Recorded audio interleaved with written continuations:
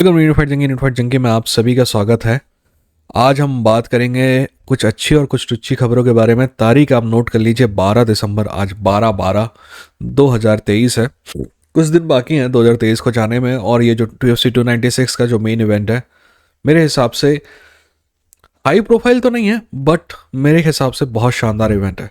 तो ज़्यादातर खबरें जो हैं UFC 296 से जुड़ी हुई हैं, उसी के आसपास हम भटकते रहेंगे। पर आगे बढ़ने से पहले सब्सक्राइब करके बेल आइकन में क्लिक करिए, क्योंकि ये कॉम्बैट स्पोर्ट का सबसे बेहतरीन चैनल है। ठीक है, सब्सक्राइब कर दिया, बेल आइकन में क्लिक कर दिया। अब आगे बढ़ते हैं खबरों की तरफ। सबसे पहली खबर जो है वो ये है कि ये बात अब लगभग नहीं 100% कन्फर्म हो गई है कि बिलाल मोहम्मद जो है वो UFC 296 में वेल्टरवेट का लियोन एडवर्ड्स और कोबी कविंगटन के बीच में उसका बैकअप फाइटर है। अब इसी से जुड़ी हुई एक बहुत बड़ी खबर आई है। देखिए, कुछ ऐसे लोग हैं जो मीडिया में जर्नलिज्म करते हैं। आपने देखा कितने सारे लीक आ रहे हैं। सारे के सारे जो लीक हैं सिर्फ एक ऑर्गेनाइजेशन है जो कवर कर रही है। ठीक है ना, यूएफसी के खिलाफ जो लॉ सूट चल रहा है, सिर्फ एक ऑर्गेनाइजेशन है उसको कवर कर रही है। पता है क्यों? क्योंकि बाकी सारी जो है ना वो यूएफसी की गांड चाटने में बिजी हैं। पता है, अगर वो कवर करेंगे ना तो यूएफसी के फाइटर उनको इंटरव्यू, यूएफसी मना कर देगी अपने फाइटर को कि इनको इंटरव्यू मत देना। यूएफसी में डेना वाइट उनको इंटरव्यू देना बंद कर देगा, और तो और उनको प्रेस इवेंट में बुलाना बंद कर देंगे। इसको कहते हैं एक्सेस जर्नलिज्म। यानी कि अगर आप मेरे खिलाफ कोई खबर नहीं छापोगे ना तो मेरे तक आपका एक्सेस रहेगा। अगर आप मेरे खिलाफ कोई भी खबर छाप दोगे तो आपके पास से मैं एक्सेस हटा लूंगा। और सबको व्यू कैसे मिलते हैं?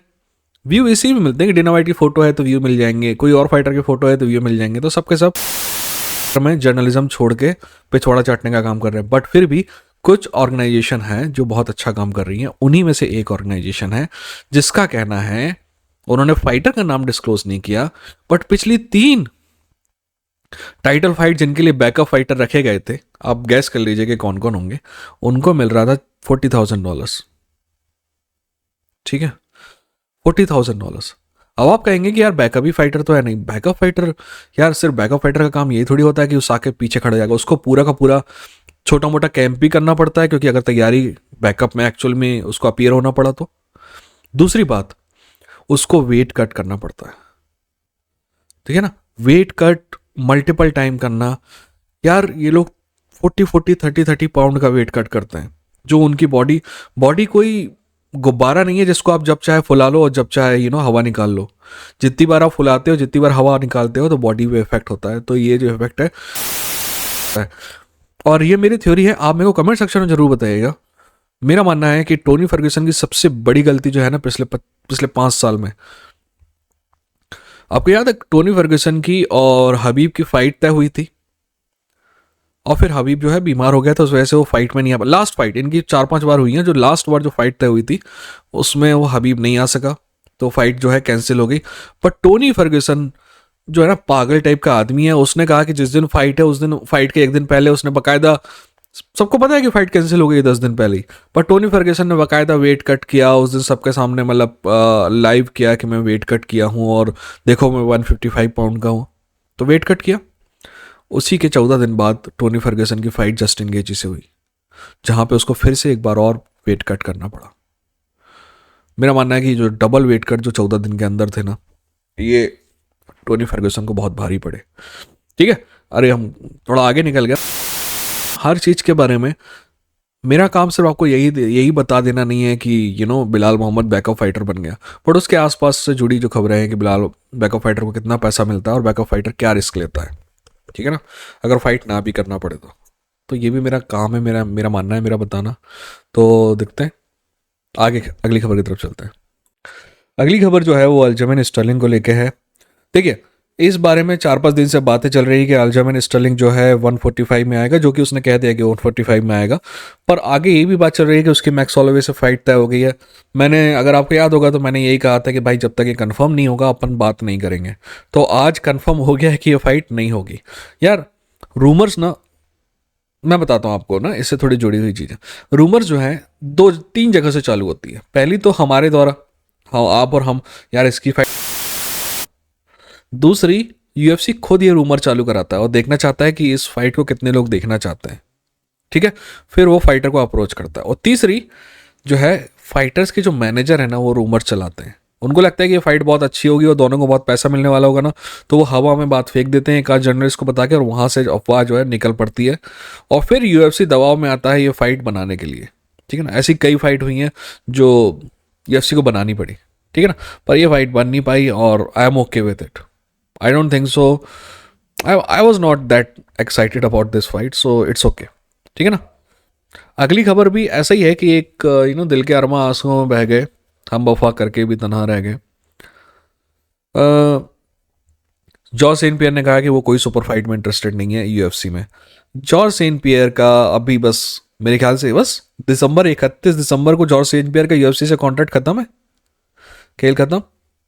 उसके बाद जॉन स्पीयर फ्री एजेंट हो जाएगा। बट ये है कि पता नहीं कि जॉर्ज सेंट पियर फाइट करने वाला है नहीं करने वाला, बट जॉर्ज सेंट पियर और निक डियाज की ग्रैपलिंग की फाइट तय हुई थी, ये बात बिल्कुल पक्की है, हुई थी। पर जॉन सेंट पियर की चोट की वजह से वो फाइट नहीं हो पाई, सो दैट्स ओके यार। जॉर्ज सेंट पियर अभी 42-43 साल का होगा और अभी भी वो यूएफसी के कॉन्ट्रैक्ट के अंदर था, तो सोचो क्या घटिया काम चल रहा है। एक तरफ तो आप कहते हो कि ये हमारे एम्प्लॉय नहीं है, दूसरी तरफ आप मतलब कहते हो कि इंडिपेंडेंट कॉन्ट्रैक्टर है, और उनको इतना लंबे लंबे तक समय रखते हो। मेरे ख्याल से यूएफसी के बाद अगर इंजेक्टिव रिलीफ मिलता है ना यूएफसी को लॉ सूट में भी, तो ये कॉन्ट्रैक्ट जो है ना 5 साल में, 3 से 5 साल मैक्सिमम हो जाएंगे, उसके बाद इनका ड्रॉ डाउन पीरियड नहीं रहेगा।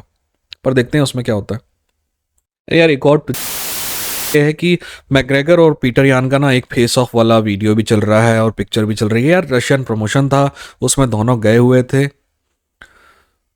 मेरे को अच्छा लगा कि दोनों का फेस ऑफ हुआ। इनकी कोई कहानी नहीं है, इनकी कोई दुश्मनी नहीं है, कोई फाइट नहीं होने वाली है, बट मेरे को पीटर यान को देख के बहुत अच्छा लगा।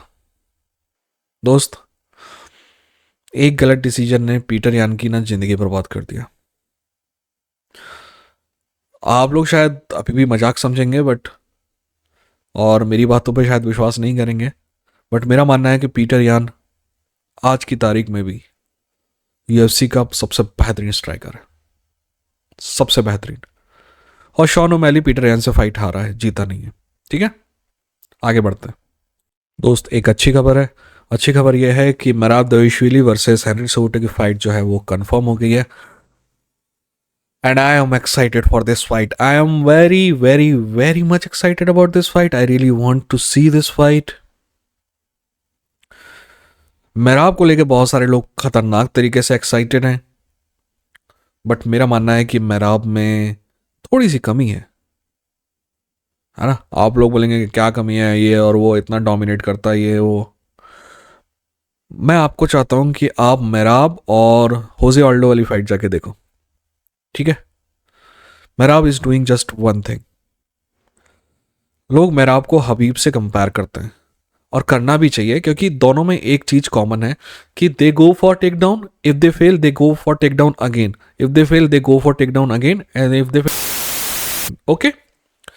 बट जो हबीब है, लो लेवल के फाइटर को तो दोनों ही डोमिनेट करते हैं और फाइट खत्म करते हैं ग्राउंड में।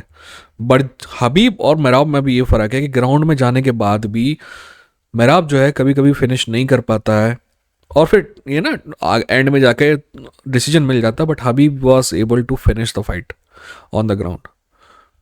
और ये मेरे ख्याल से मेराब की ज़िंदगी का सबसे टफ चैलेंज है। अगर इसको पार कर लेता है ना तो दोस्त बल्ले बल्ले। और अगर हेनरी सेहुटो मेराब को हरा देता है ना, तो आप हेनरी सेहुटो को एक बार फिर से देखेंगे टाइटल फाइट में।